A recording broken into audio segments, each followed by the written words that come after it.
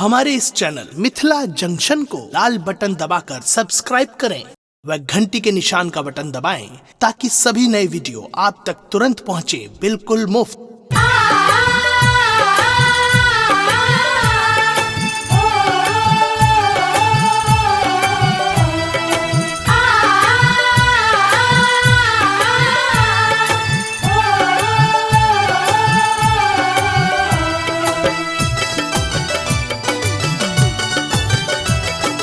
अपने सुन रहल छी गंगा कैसेट की प्रस्तुति। कलशा की नल घर आनल है जननी, पूजा करू स्वीकार।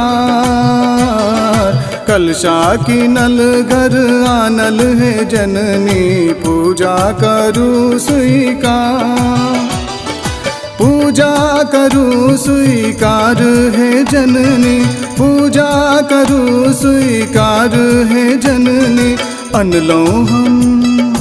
अनलो हम अड़हुल के हार है जननी, पूजा करू स्वीकार।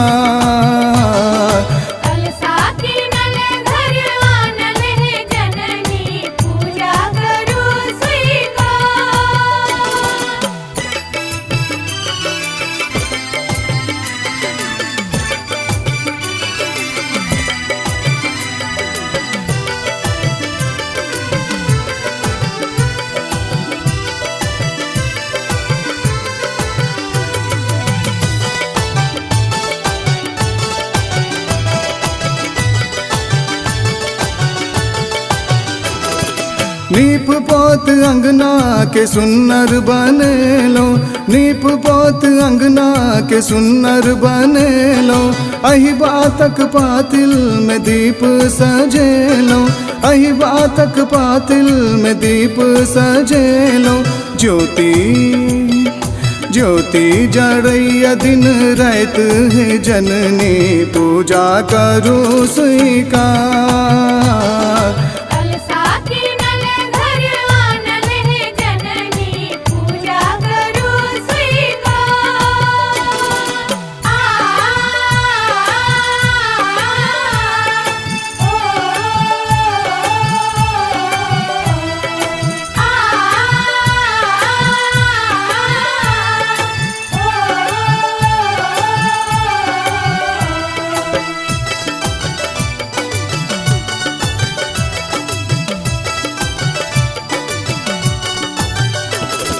दर्जी दुकान सा चुनरी सिएलो, दर्जी दुकान सा चुनरी सिएलो।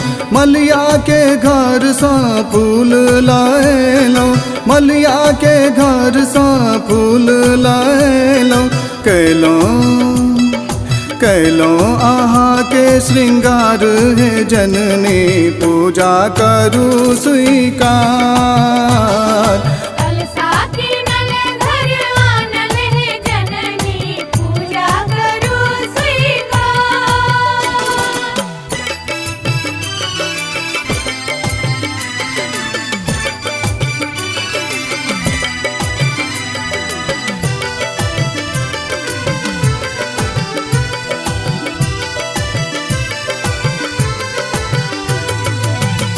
अपने सुन रहल छी गंगा कैसेट की प्रस्तुति।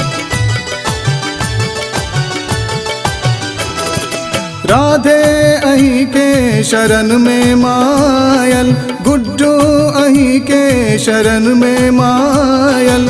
दुनिया मतलब के कियो नहीं संभारल, दुनिया मतलब के कियो नहीं संभारल। आहा के महिमा अपार है जननी, पूजा करू स्वीकार।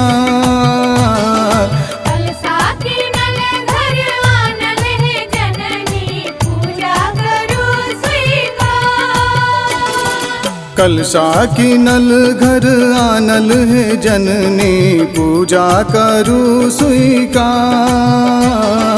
कलशा की नल घर आनल है जननी, पूजा करू स्वीकार। पूजा करू स्वीकार है जननी, पूजा करू स्वीकार है जननी। अनलो हम अड़हुल के हार है जननी, पूजा करू स्वीकार।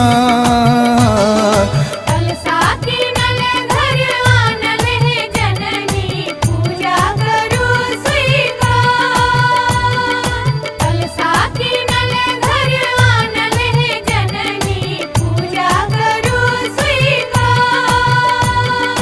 कलसा की नल घर आनल है जननी, पूजा करू स्वीकार।